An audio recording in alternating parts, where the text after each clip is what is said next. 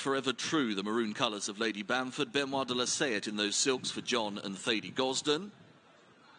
Then we have the three, Born Too Bright, yellow jacket, dark blue sleeves with yellow stars, Abdullah Al-Mansouri. Tommy Jakes takes off 5 for Ishmael Mohammed.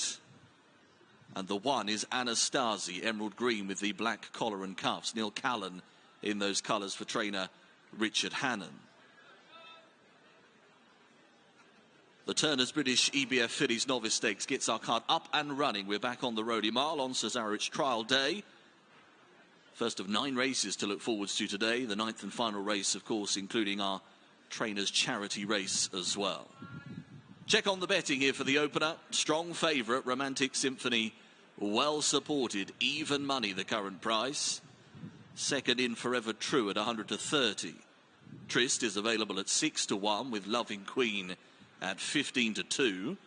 Nanoscience 11s, Anastasia at 12s. A Place in the Sun at 40 to 1.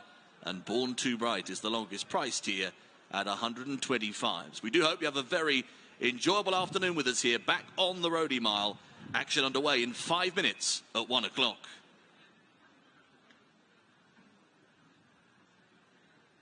You change from they're on the near side. One of the tracks to the other track. The stalls position changes where their race changes. So I think from looking at, say, to get enough data, you want a good number of races to sort of churn through to get you your stats for a draw bias. And I tend to not bother with them at Newmarket and just deal with it race to race as to where you are. Obviously, you get to like the Cambridgeshire and they're always on that.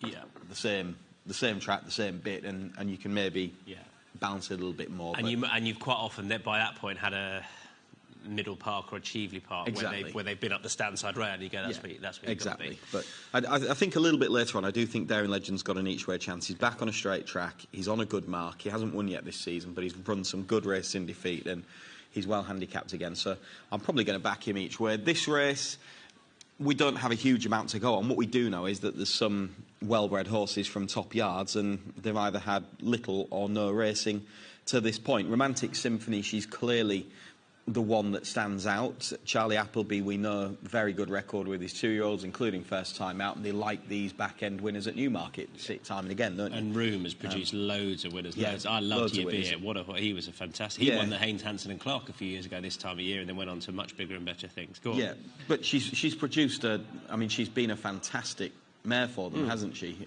Room. She was also the Dam of Wild Illusion. She's produced 5 black type horses from her 7 foals to race, and this is her 8th one to hit the track here. It's her 9th foal overall, so she's been a top class mare. They've kind of kept it simple with Dabawi a lot of the time. 3 of her progeny have been by Dabawi previously. This is the 4th one, and the other 3 were all group class. So Wild Crusade, Wild Illusion, Yabir were the 3 Dabawis. So you know, pedigree-wise, this horse really does stand out, and you can sort of see why she's a short-price favourite. But, you know, some of the others have got nice pedigrees. Loving Queen is by Too Darn Hot out of a mare who was group class herself. That one's Loving Queen is Too Darn Hot out of a mare that was group class, and then the stablemate by Siuni, again, is from a good family. So you're kind of looking at top yards with good pedigrees, aren't you? And you don't quite know where they're going to fit in. I think generally I take the view that Charlie Appleby horses are a little bit more forward for the day on debut as a 2-year-old than maybe a Gosden one would be. I think that's a very fair assessment. But back end of the season, it could be a little bit different. With those 3 that stand out on pedigree, they don't have the experience of the others, do they? And Anastasi has a good pedigree herself, and she showed a bit at Sandown first time out, and I wouldn't be surprised if she wanted this better ground. All right, there we go. They're on the fast side track. You can see that much. And those stalls are over towards that far side rail. Tom, back to you before the opener.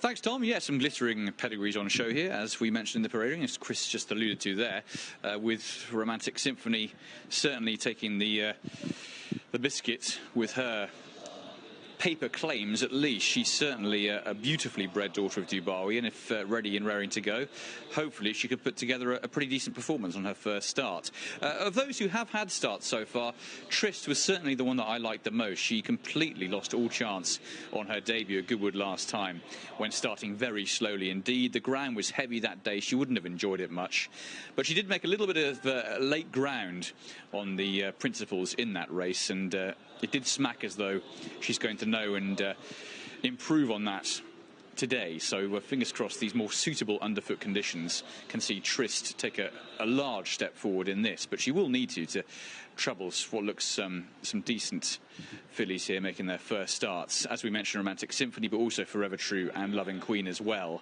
Of the others who have had starts, and they're probably up against it on what they've shown so far, but of course the likes of Nanoscience and A Place in the Sun could easily improve enough to have an each-way squeak in this, but I quite fancy Trist to improve on her.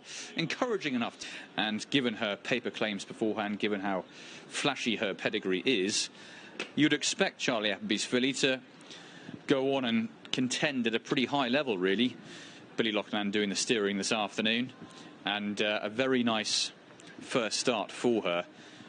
And whether this is going to be her trip, she has got plenty of mileage in that pedigree and plenty of speed too, but there is a bit of stamina as well, all the way up to 2 miles. Her dam 1 over 2 miles, so could easily be a potential mile and a quarter, mile and a half horse in time, but she's shown enough speed today to win over the 8 furlongs.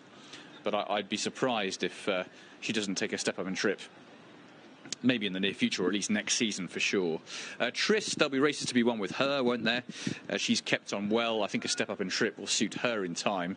Daughter of Sotsas, Arc winner, of course. Likely a mile and a quarter, mile and a half is going to suit her in the future at least. And of those in behind, nothing else really got into it. Loving Queen was particularly disappointing in the Normandy Stud Silks. And of those to have run beforehand, nothing really improved too much. So it was all about the winner today, really. Romantic Symphony, and she gets the job done and was strong at the line to win the opener here at Newmarket.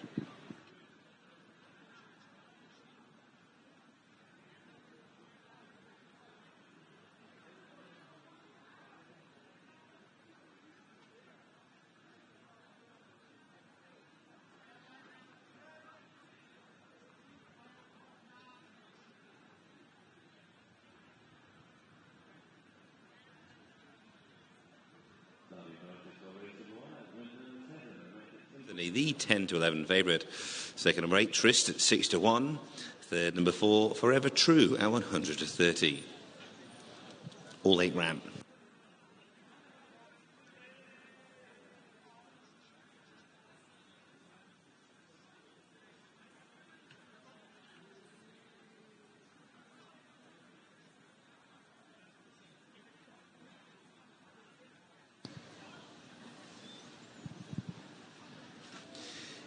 In the colours of the Breeders' Godolphin, trained by Charlie Appleby and ridden by Billy Loughnane. Please welcome back into the women's enclosure, Romantic Symphony.